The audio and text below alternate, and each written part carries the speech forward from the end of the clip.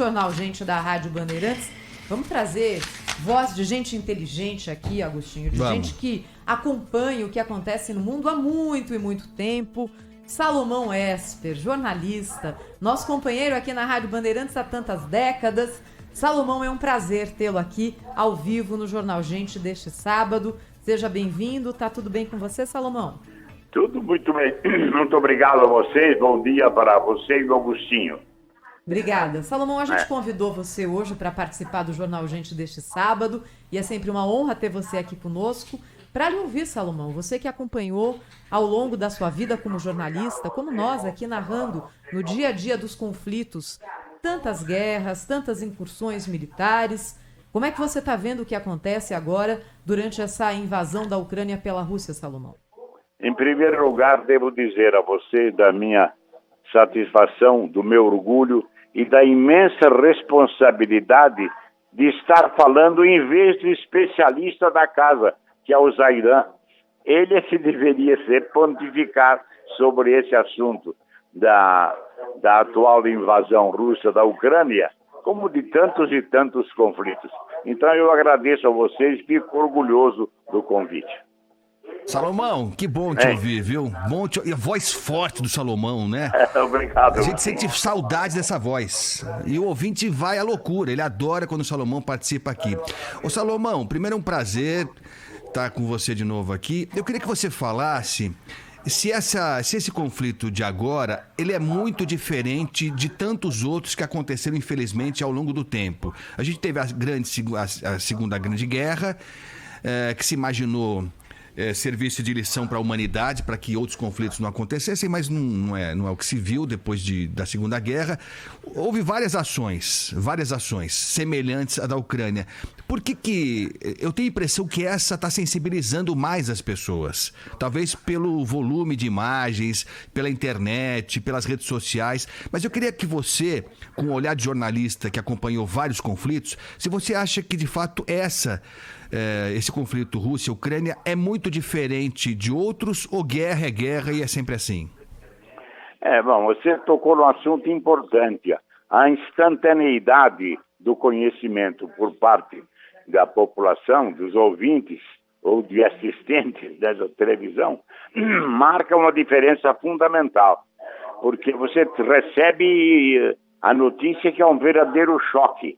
Você aguardava no dia seguinte jornais, ouvia a BBC com aquele rádio cheio de estática para saber as coisas da Segunda Grande Guerra, e hoje você tem quase que simultaneamente, né, com o ataque, com a investida, com a tomada de decisões dessa guerra, que a Rússia, aliás, não quer que seja chamada de guerra. Veja a que ponto nós vamos na informação ou na desinformação necessária para fortalecer cada fronte desse conflito. Então, você tocou nesse assunto e é uma coisa tão evidente que hoje a gente recebe um impacto muito maior. Por mais violenta que seja a notícia, ela passa violentíssima diante dos recursos que colocam à nossa disposição para a nossa conclusão, para a nossa imaginação. Salomão Esper, jornalista conosco aqui no Jornal Gente da Rádio Bandeirantes, nessa bancada que durante tantos e tantos anos você ocupou, não é, Salomão? Narrando para os nossos ouvintes aquilo que acontecia. No que você acompanhou de outros conflitos militares, Salomão, qual é o maior ponto de preocupação que você enxerga nesse momento, nesse conflito entre Rússia e Ucrânia? Bom, o ponto mais importante são as ameaças de Putin. Se acreditasse nele, nós estaríamos já à beira do precipício. Né? O Putin é um agente da KGB, antigo agente da KGB, então ele sabe muito bem como lançar, digamos, a cisânia, alguma dúvida, um temor, uma covardia por parte dos seus oponentes.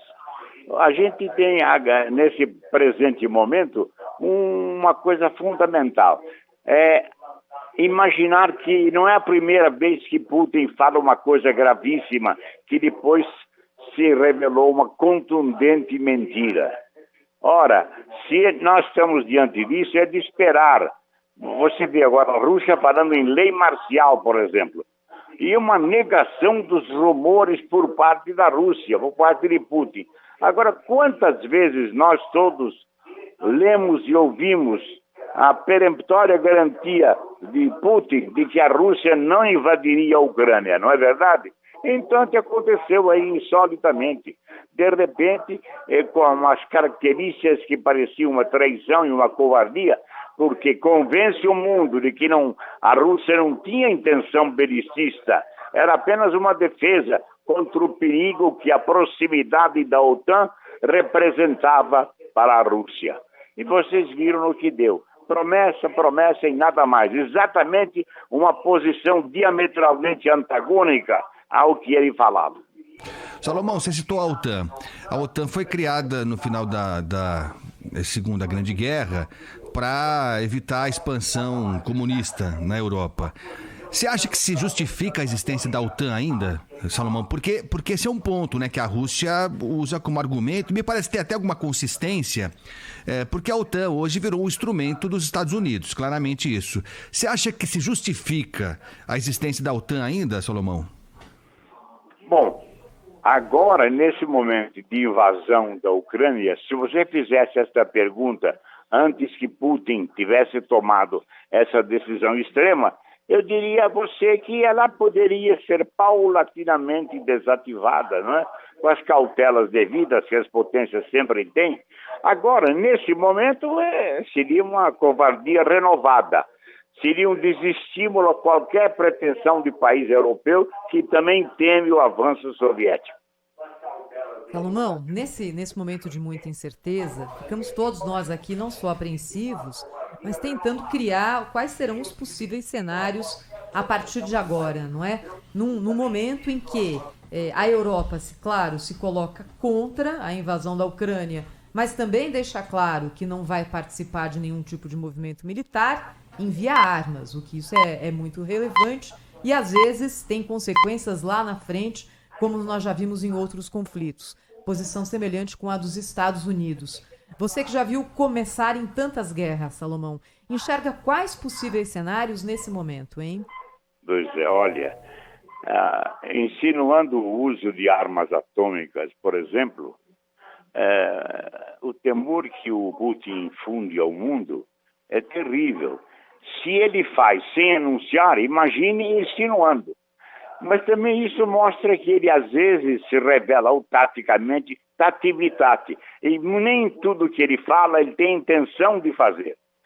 Premido pela urgência dos acontecimentos, com a evolução dos fatos, é possível que ele apele para coisa extrema. Mas antigamente, na Segunda Grande Guerra, quando houve o primeiro avanço nazista contra a Polônia, e os ataques aéreos, foi praticamente, eu acho que ali é que nasceu mesmo a expressão Blitzkrieg. Foi quando o avanço maciço de exércitos alemães se estabeleceu com tal intensidade, né, que a palavra Blitzkrieg passou a ser um termo mundial. Estamos conversando com o Salomão Esper. Nosso colega sempre, né, Thaís? E quando eu ouço Salomão, a gente estava até acompanhando aqui a manifestação de alguns ouvintes, Salomão, daqui a pouco a gente vai falar sobre isso, eu percebo como meu vocabulário é pobre, Salomão. Não, mas isso é uma constatação. Isso é uma constatação. É um privilégio ouvir você falar, Salomão. Eu queria saber de você. Bom, acho que a gente nunca viu um nível de retaliação tão grande contra um país responsável por um ato violentíssimo como é uma guerra, mas acho que não há precedentes do que está acontecendo com a Rússia, do boicote internacional, enfim, das retaliações internacionais poderosas mesmo. Mas aí, Salomão, me parece que há alguns excessos, não sei se você concorda, eu queria aproveitar inclusive a sua cultura, porque a gente tem visto, por exemplo, atletas russos sendo retirados de competições, até atletas paralímpicos da Rússia. Houve um caso, estava lendo aqui, viu, Thaís? Tinha um estudo sobre Dostoiévski, que estava previsto para acontecer agora na Itália. Foi cancelado. Um cantor e uma cantora e um regente russos foram demitidos da Filarmônica de Munique. Me parece que aí estamos perdendo a mão, né, Salomão? Agostinho, você não está sozinho nessa posição. Essa semana mesmo eu vi dois importantes escritores, um nosso, o Rui Castro, mostrando que não havia necessidade desse tipo de represália, que não atinge o líder, atinge a nação inerme, a população absolutamente desarmada, né? Que é vítima, a primeira vítima, dizem que é a verdade, a primeira vítima da guerra, mas a primeira vítima da guerra é a população desarmada, a população civil. Então, não há nenhuma dúvida, o que você falou não é uma posição isolada, é uma posição firme, boa, mas uma posição que tem aliados. Pois é, e ao mesmo tempo, Salomão, nesse momento é imposto à Rússia um estrangulamento econômico, não é? Com empresas deixando o país, com grandes multinacionais deixando de operar, por exemplo, pagamento por cartões de crédito. A economia russa não é uma economia comunista já há muitas décadas. E ela é uma economia atrelada aos grandes sistemas internacionais que nesse momento não operam no país. O banimento do sistema de pagamentos russo dos bancos internacionais, ou seja, a pressão se dá de forma econômica. Como é que você enxerga isso e as consequências do que está aqui para frente, hein, Salomão? Então, quem ouve isso fala, mas como? Mas é a Rússia. É a Rússia. É o mais-valia. O que adianta falar em potentado, em riqueza, se o dinheiro é o ponto principal da diferença do capitalismo, é esse que a Rússia exerce no mundo. Então você escuta, Thaís, falar em oligarcas, potentados, magnatas, bilionários russos. Meu Deus do céu, parece um país capitalista. Eu não ouvi falar com tanta intensidade nessas faixas sociais do que agora nesse conflito. A Rússia com oligarcas, com potentados, com magnatas, com bilionários, mais do que isso, bilionários, magnatas e potentados do aço, do alumínio, das embarcações de luxo. Me parece que o imperialismo capitalista maior é esse da Rússia. Uma diferença fundamental entre a pregação do passado e o que se exerce hoje. As sanções anunciadas contra a Rússia, eu acredito que foram sopesadas por Putin antes de tomar a sua decisão. Ele sabe até onde os seus adversários poderiam ir, no caso dessa ofensiva contra a Ucrânia, e é o que está acontecendo.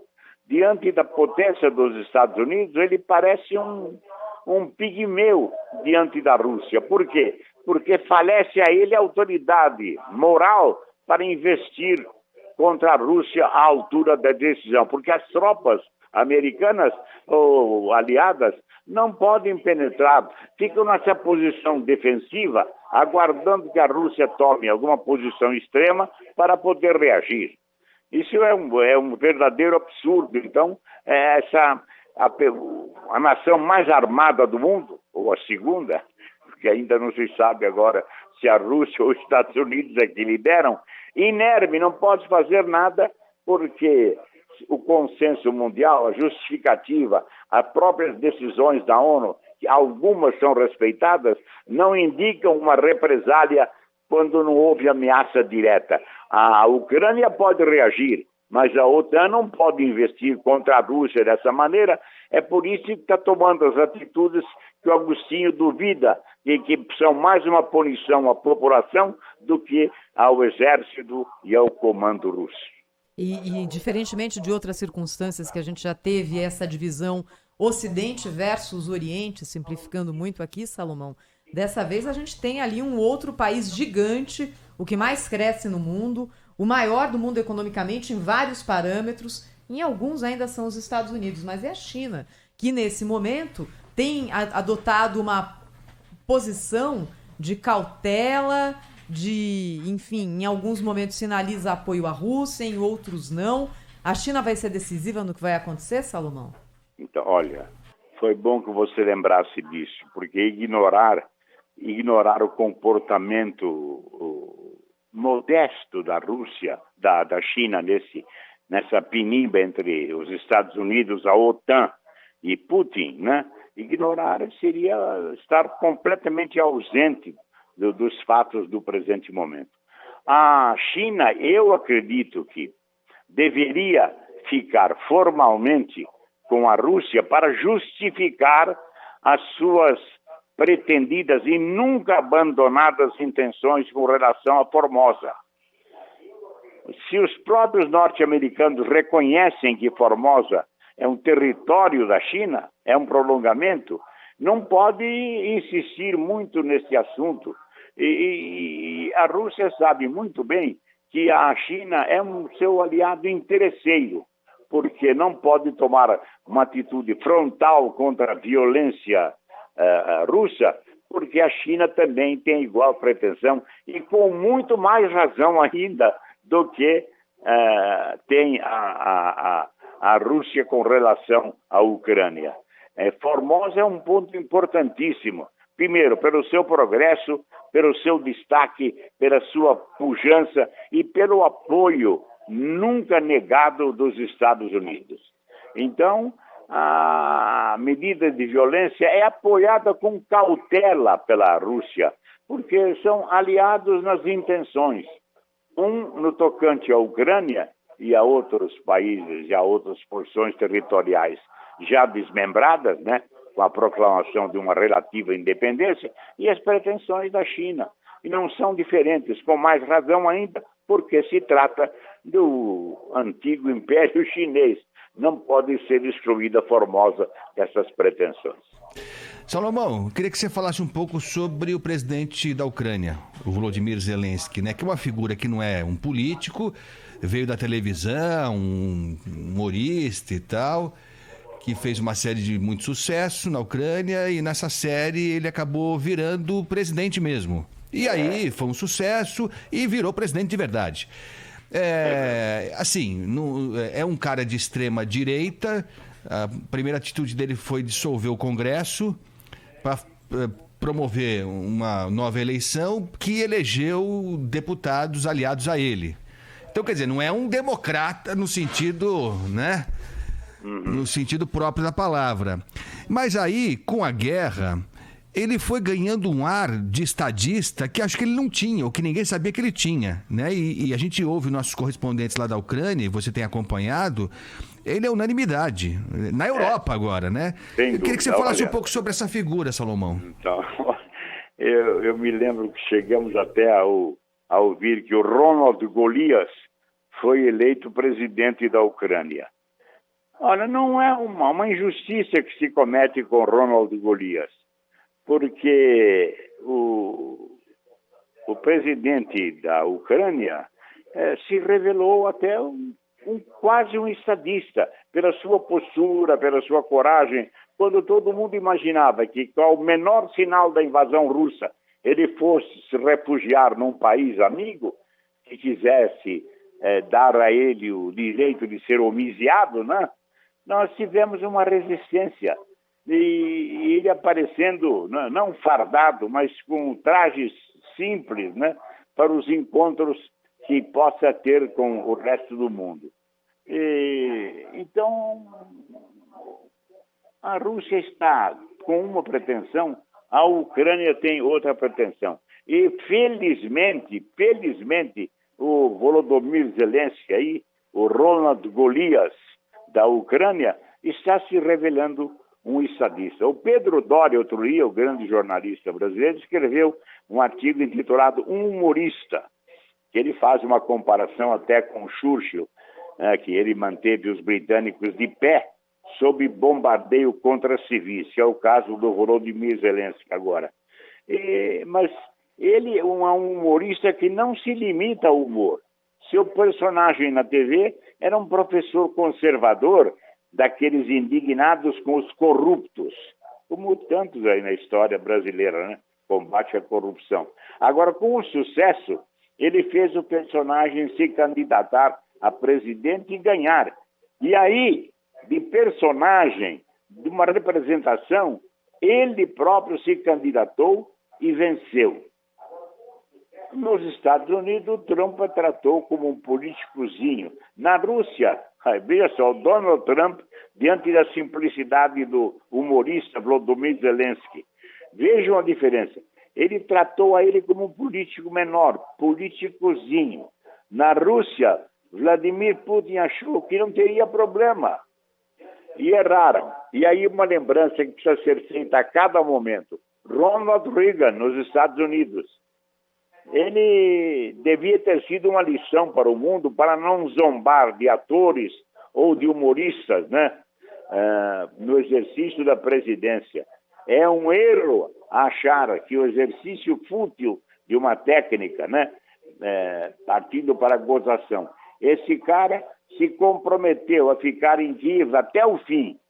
Ele, a mulher, ele tem 44 anos e os dois estão juntos com uma filha de 17 anos e um menino de 9. Impor esse nível de sacrifício causa estranheza? Vejam só a lembrança que ele fez do assunto que vocês feriram aí, a atuação de Volodymyr Zelensky na vida artística e como presidente da República. E já quase um mártir dessa resistência, porque ela parece ser inglória, não se sabe com que ele pode contar para a sobrevivência. Salomão, rapidinho, que o tempo está acabando aqui. Rapidinho da minha parte, você pode se alongar, por favor. Não, tudo bem, eu estou achando até que estou ocupando um espaço já imerecido. Não, é um espaço precioso para a gente, a sua presença aqui. Falando do Zelensky, Salomão, ele falou hoje, se pronunciou hoje, porque hoje começou aquele corredor humanitário, são 5 horas para que as pessoas, os civis, possam passar numa região no sul da Ucrânia em que vai ser suspenso, está sendo suspenso o bombardeio. E ele falou que em breve, que ele está otimista, ele tem que ser otimista, né? Se ele não for, e que ele acha que em breve ele vai poder dizer para os ucranianos podem voltar. Ele acha que vai poder em breve dizer isso. Fala-se mais de 1 milhão de refugiados que já deixaram a Ucrânia. E eu queria te perguntar, baseado na experiência da sua família. A minha família, por exemplo, Thaís, saiu de Portugal num momento de crise, de ditadura, do Salazar, com muita fome. Creio que a família do Salomão deve ter vindo para cá também em situações semelhantes. Você acha que esse pessoal volta, Foi Salomão? antes da Primeira Grande Guerra, né? Foi no começo do século passado que o meu pai veio da Síria, viu? A turma disse que quando o árabe progride um pouco, ele passa a ser libanês e não sírio. Mas meu pai era sírio, a minha mãe hoje nasceu numa cidade que hoje já pertence ao Líbano. Antigamente ela figurava nos mapas como cidade da Síria, sim. A cidade de Shadra, que eu vi até não conhecia. Vi na televisão outro dia, sintonizaram para mim a beleza dessa cidadezinha com montanhas ao fundo. Então, mas essa gente volta, Salomão? Você acha que esse pessoal volta ou vai criar uma nova vida, começar uma história nova? Bom, muitos vão com a intenção de voltar, nenhuma dúvida. Se acontecer um revertério mais rápido, aí, claro, eles vão, na sua grande maioria, podem voltar. Mas se a coisa se estender por muito tempo, a ponto de impávido que é o imigrante, ele começa a criar raízes pela necessidade de sobrevivência. E aí começa a perceber que a terra que o acolheu temporariamente pode ser sua residência definitiva, pelas facilidades que dão dele progredir na vida, dependendo do seu esforço. Salomão Esper, nosso eterno companheiro aqui do Jornal Gente, foi muito bom te ouvir hoje, Salomão. Os ouvintes adoraram, muita gente mandando mensagem sobre a sua clareza na exposição das ideias e o vocabulário também, viu, Salomão? Olha, muito obrigado. Anotamos aqui. Eu anotei. Cisânia, peremptório. Eu queria usar o peremptório, mas eu não sei como é que usa o peremptório. Não vai combinar com a sua pessoa, não vai, Agostinho. né? Só o Salomão tem o direito de usar a palavra peremptório. Uso exclusivo. Então, como vocês falam sempre nisso, eu fiz questão de dizer que quantas vezes vocês ouviram a peremptória declaração de Putin que não queria invadir a Ucrânia. Foi de propósito, Salomão? Foi de propósito. Sensacional. Salomão, um abraço, hein? Volte sempre, bom fim de semana. Muito obrigado para vocês. Obrigadão, Salomão. Tchau, tchau.